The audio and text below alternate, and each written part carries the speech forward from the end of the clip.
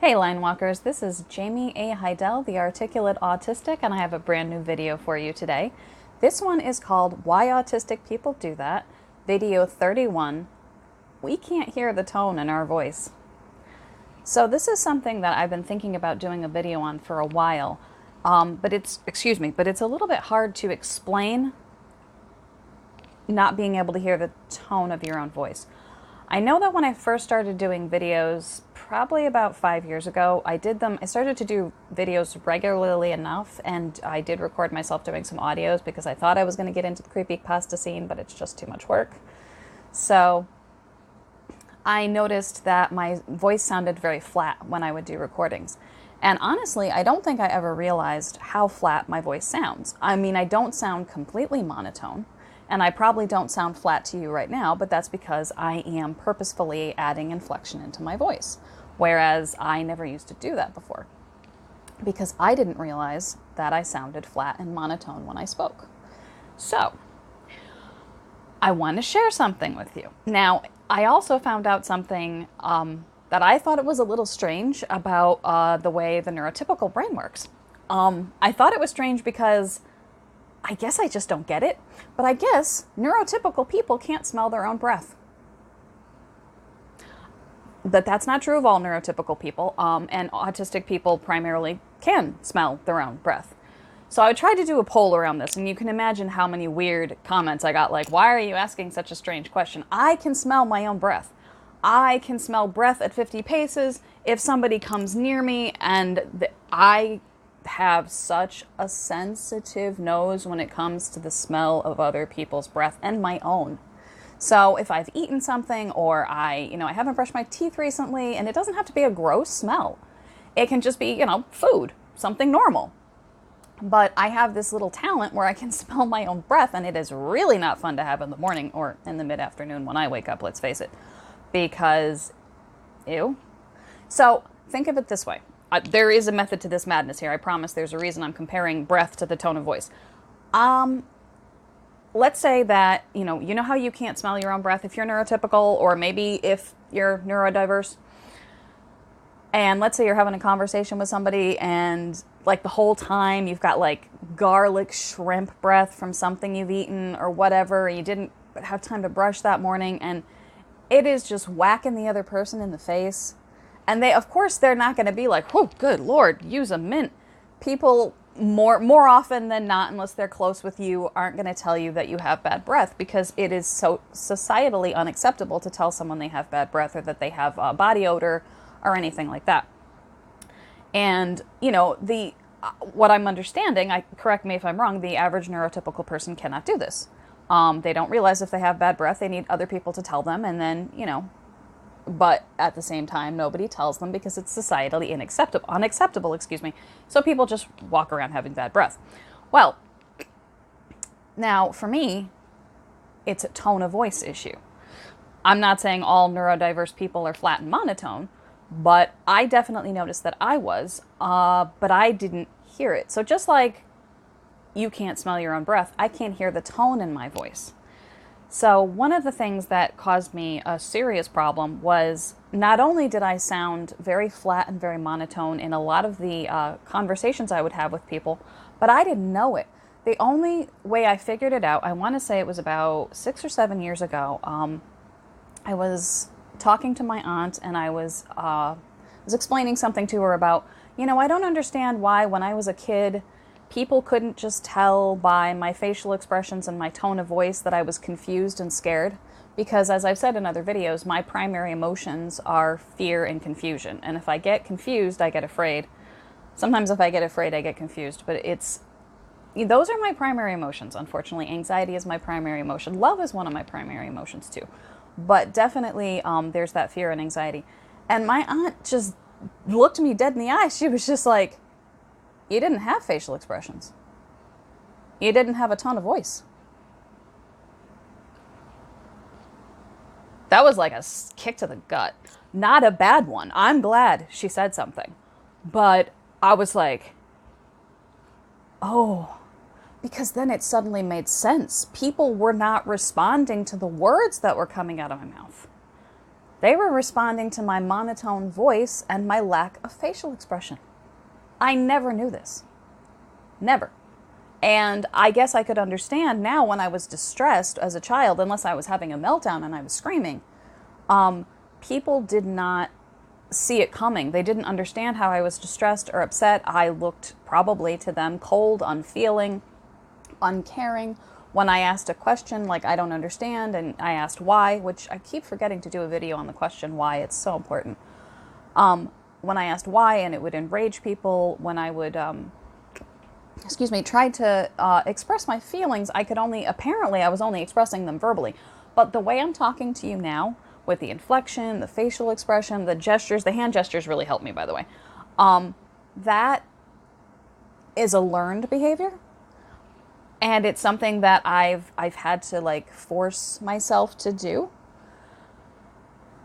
And it's just the strangest thing, to realize that. I don't know if you're on the spectrum and when you suddenly realize something, you're just like, oh my God, everything makes sense now. So I can understand why some people were reacting to me the way they were. And I still have my moments where I can be very flat and monotone and somebody will point it out and I'm like, oh, that's like the mask has slipped off and I'm like, no, I have inflection. Really, I do. So I can do a wicked impression of a GPS because of my flat voice.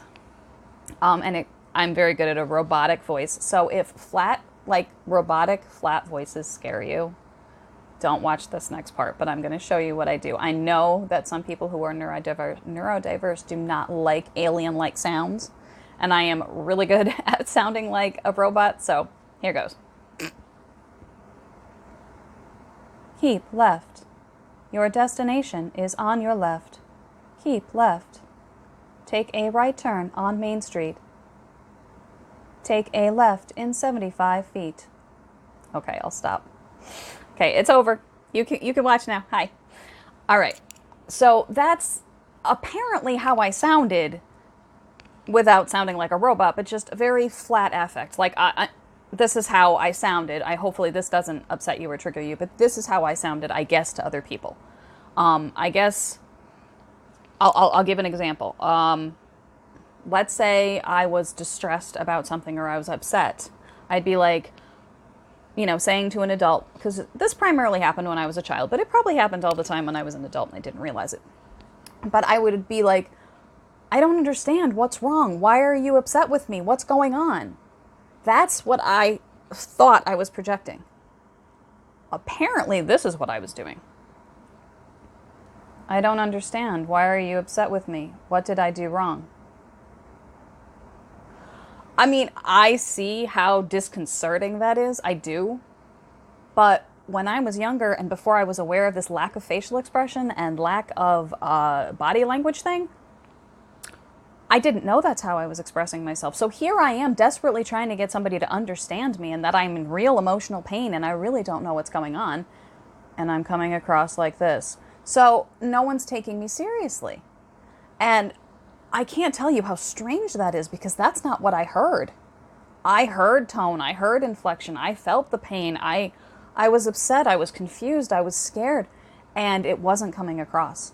So that was very difficult for me to learn and understand it. And now I do purposefully put inflection in my voice. I have to do it purposefully. But if I'm really tired or I'm stressed or overwhelmed, my voice definitely gets flatter. And I think my facial expressions get flatter.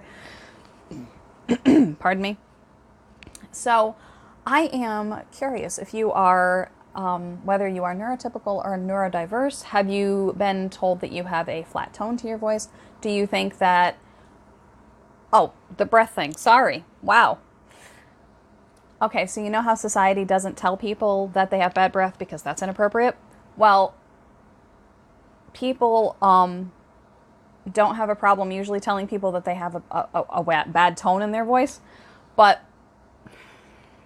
this is really hard because some people will have no problem telling you that they have that you have a monotone. Other people won't say anything and they'll just assume that you know.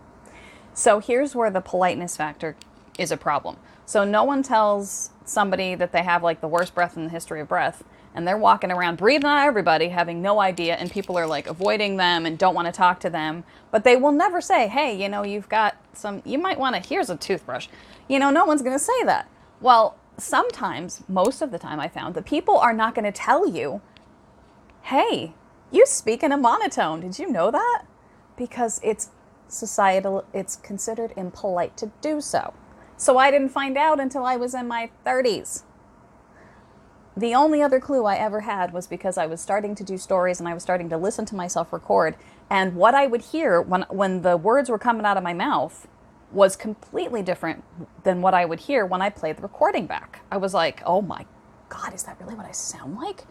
So now that I've gone around to the, not being able to smell your breath, not being able to hear tones, it's the only thing I can compare it to, because we, as a society, I think that neurotypical people usually don't say anything, and this is a general rule. Doesn't mean you're not going to tell your partner or, somebody who's close to you.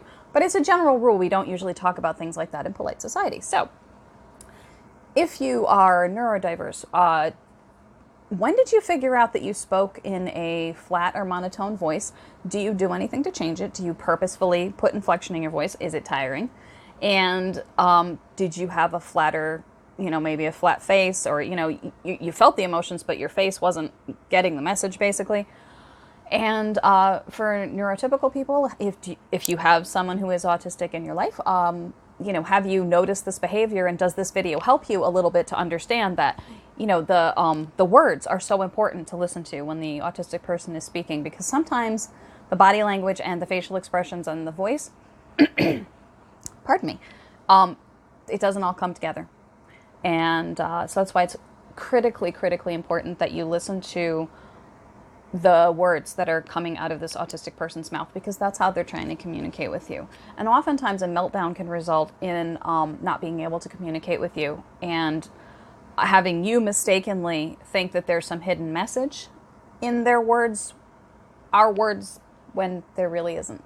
So anyway, as usual, I am tangenting. I apologize, but I do want to hear from everybody, whether you're on the spectrum or not, or somewhere in between. Let me know what you thought of this video and if you've experienced things like this. And I am going to thank you very much for watching this video, and I will see you in the next one.